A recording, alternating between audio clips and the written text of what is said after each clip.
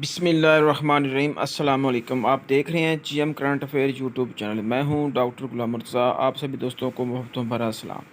फिर नाजरीन, आज काजी फैज़ ईसा जब पार्लियामेंट हाउस में बैठे, चोरों और डाकुओं के दरमियान बैठे, तो इमरान रियाज़ ने उसका किया ऑपरेशन।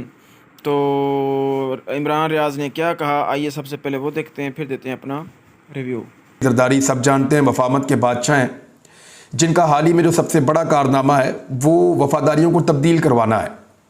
हॉर्स ट्रेडिंग का अगर पाकिस्तान में कोई ट्रेडमार्क है तो वो आसिफ अली जरदारी साहब हैं, और इन्हें पाकिस्तान की सियासत में एक अलग किस्म का मुकाम हासिल है। इनके साथ काजी फैज़ ईसा साहब का बैठना, एक जानिब इसहाक डार साहब साथ मौजूद थे। इसहाक डार वो शख्सियत हैं जो अदालत में ये बयान दे चुके हैं कि उन्होंने शरीफ ख़ानदान के लिए मनी लॉन्ड्रिंग की थी। कुछ अर्सा पहले तक वो मफरूर भी थे और इश्तिहारी भी थे, लेकिन जब रिजीम चेंज ऑपरेशन हुआ तो उसके बाद उनको फैसिलिटेट किया गया, पाकिस्तान लाया गया और पाकिस्तान लाकर उनको वजीर बनाया गया। इसके लिए कानून के अंदर बड़ी गुंजाइशें भी पैदा की जाती हैं। काजी साहब के साथ मुख्तलिफ तस्वीर में मुख्तलिफ अहबाब बैठे हुए थे।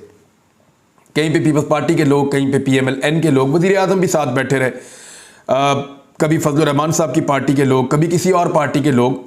यानी ऐसा लग रहा था कि जैसे ये एक इजहार यकजहती है जो किया जा रहा है। बड़ी हैरत हुई ये देखकर, मुझे भी बहुत हुई, पाकिस्तान के अंदर जो बाकी लोग हैं उनको भी बहुत हुई। बहुत सारे लोगों ने इस पर बहुत सारे नुकात उठाए हैं। अजहर सिद्दीक साहब जो सीनियर लॉयर हैं, उनका ये कहना है काजी फैज़ ईसा साहब के यहाँ बैठने के बारे में कि पार्लियामेंट के असेंबली हॉल में मौजूद हैं। जस्टिस काजी फैज़ ईसा आज इस दिन पार्लियामेंट में मौजूद है, उसी पार्लियामेंट में मौजूद है जिसने सुप्रीम कोर्ट का एक आईनी हुक्म मानने से इनकार कर दिया है। ये एक सियासी खेल है जो खुलकर सामने आ चुका है। ये जनाब काजी फैज़ ईसा साहब के बारे में एक और ट्वीट है अजहर सिद्दीक साहब की, और बहुत सारे लोगों ने बहुत सारी ट्वीट्स की हैं। अता तारड़ मौजूद हैं जी बिल्कुल काजी साहब के साथ ही।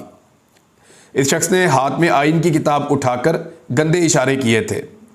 इसके बुजुर्गों ने, यानी रफ़ीक तारड़ साहब आपको याद होंगे, उनका ब्रीफ केस बड़ा मशहूर रहा माजी में, और वो मुबैना तौर पे जजेस को, अदालतों को मैनेज करते रहे, ख़रीदते रहे नवाज शरीफ साहब की ख्वाहिशात के मुताबिक। और उस दौर के जो पुराने सहाफ़ी हैं या जो तारीख़ को जानने वाले लोग हैं, वो ये किस्से आज भी सुनाते हैं और इसकी मिसालें देते हैं, और ये तल्ख़ हक़ाइक़ पाकिस्तान की तारीख़ का हिस्सा बन चुके हैं। अच्छा, सिद्दीक जान साहब ने भी एक नुक्ता उठाया बाद में, वो मैं आपको बता देता हूँ।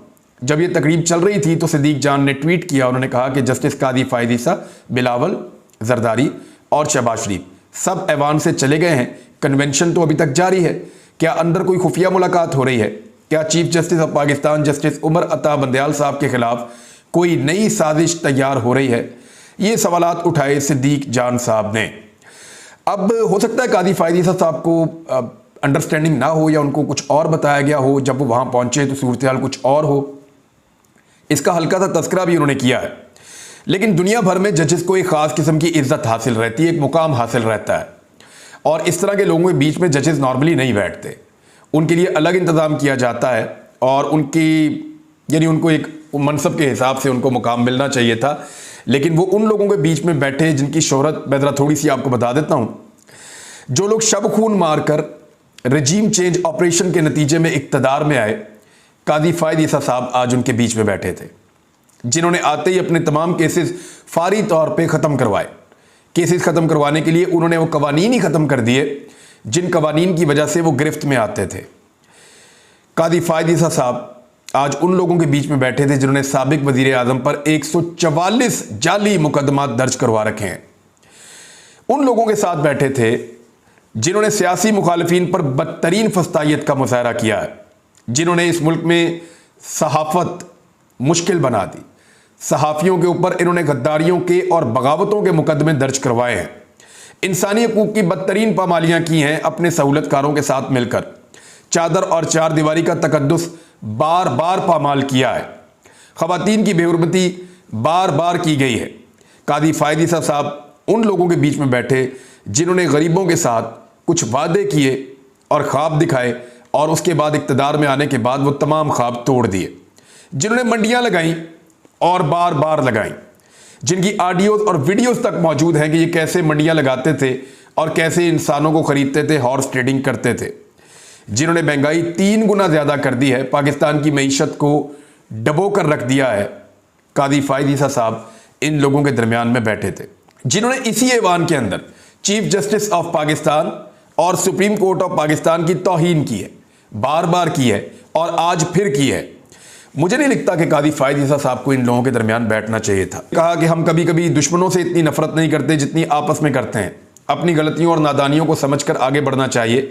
कादी फायद ईसा ने कहा कि आइन की गोल्डन जुबली में शिरकत के लिए हाजिर हुआ, दूसरे जज साहिबान इसलिए नहीं आ सके, शायद वो मसरूफ थे।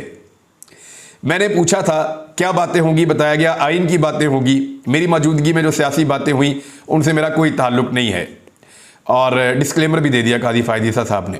उन्होंने कहा हो सकता है कि अगर यहाँ बैठने वाले अफराद के खिलाफ फैसला आ जाए तो आप कहें कि हमने तो आपको बुलाया था, फिर हमारे खिलाफ फैसला दिया। शायद मेरे खिलाफ तनकीद हो, हम दस्तूर के साथ खड़े रहेंगे और उसके मुताबिक काम करेंगे। देखिए कादी फायद ईसा साहब अब कोई भी फैसला करेंगे ना, मुतनाज़ हो जाएगा मामला। पीडीएम के खिलाफ फैसला करेंगे तो कहा जाएगा कि स्कोर सेटल कर रहे हैं, बराबर कर रहे हैं, मसलियत है। इमरान खान के कोई भी फैसला सुनेंगे भी तो लोग कहेंगे कि नहीं, ये अब नहीं सुन सकते इसलिए कि इमरान खान के मुखालिफों के साथ जाकर बैठ गए। अब इस सूरत हाल में मुझे नहीं लगता कि यानी अदालत को और कितना कंट्रोवर्शियल करना है। कादी फायद ईसा साहब का ये वाला फैसला तो मेरी बिल्कुल समझ से ही बाहर है। मुझे नहीं समझ आई कि ये क्या हुआ है। इसी फ्लोर के ऊपर खड़े होकर सुप्रीम कोर्ट ऑफ पाकिस्तान के मुअज़्ज़िज़ जज साहिबान की तौहीन बार बार की जा रही है, नाम ले लेकर, और वहां पे कादी फायद ईसा साहब आने वाले चीफ जस्टिस खड़े। अब जिन लोगों ने उनके साथ तस्वीरें और वीडियोस बना ली हैं, कल को उनके फैसले अदालतों में आएंगे तो क्या तासुर जाएगा। बहरहाल एक अजीब चीज़ हुई है आज, और बहुत सारे लोग पाकिस्तान में हैरान परेशान हो गए कि ये क्या हो गया।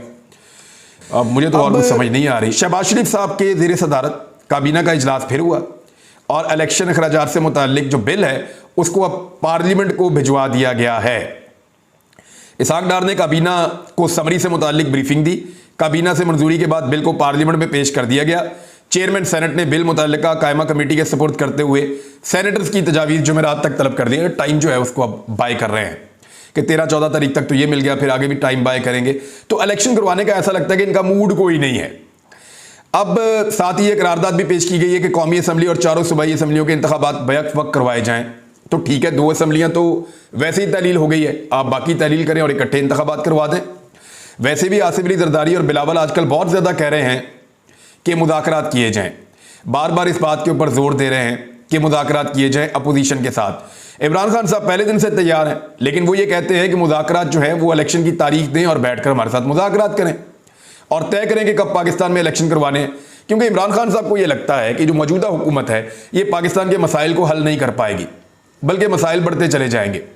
और वो ये समझते हैं कि पाकिस्तान के मसाइल का हल इलेक्शन में है, लिहाजा पहले इलेक्शन की तारीख दी जाए और फिर बैठकर तय कर लेते हैं, और अगर कुछ आगे पीछे करना पड़ा तो चीज़ें मैनेज हो सकती हैं।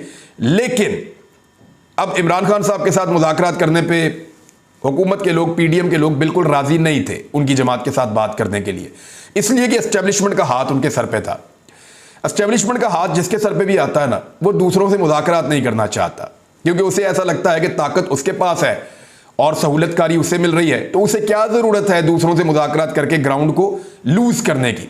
और यही पॉलिसी जो है वो शहबाज शरीफ साहब वगैरह ने भी अपनाई हुई थी, क्योंकि एस्टेब्लिशमेंट भी थक गई है।